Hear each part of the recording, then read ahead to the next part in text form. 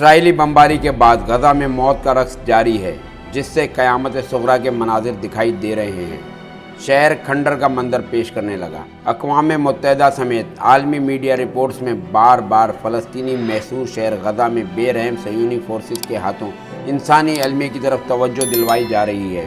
تاہم فلسطینی شہریوں پر اسرائیلی فضائی بمباری کا سلسلہ بدستور جاری ہے، جبکہ حماس کے زیر انتظام غزہ میں اسرائیلی دہشت گردی انسانی المیہ بن چکی ہے۔ مکمل محاصرے کی وجہ سے شہر میں پانی، بجلی، خوراک اور ادویات کی شدید قلت پیدا ہو چکی ہے، جبکہ ایندھن اور طبی سامان کی بھی ایک ہفتے کی سپلائی باقی رہ گئی۔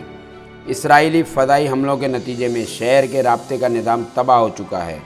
ہر طرف قیامت صغریٰ کے مناظر ہیں اور شہر کھنڈر بن چکا ہے۔ ماؤں کی گود میں جگر گوشوں کے لاشیں ہیں، ہنستے کھیلتے بچے کفن میں لپٹے ہیں۔ جو بچے زندہ ہیں وہ عالمی ضمیر کو جھنجھوڑ رہے ہیں۔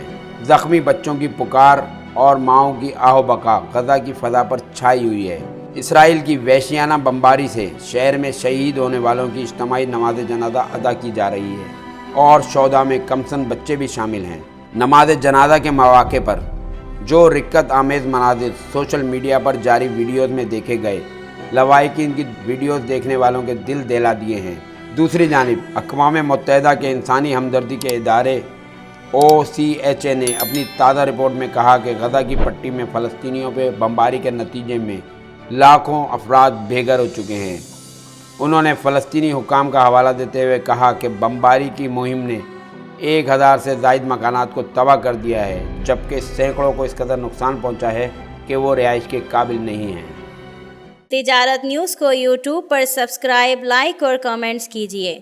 اس کے ساتھ ساتھ بیل آئیکن کو بھی لازمی کلک کیجیے تاکہ آپ تک پہنچ سکیں ہماری تمام منفرد خبریں جو آپ دیکھنا چاہتے ہیں۔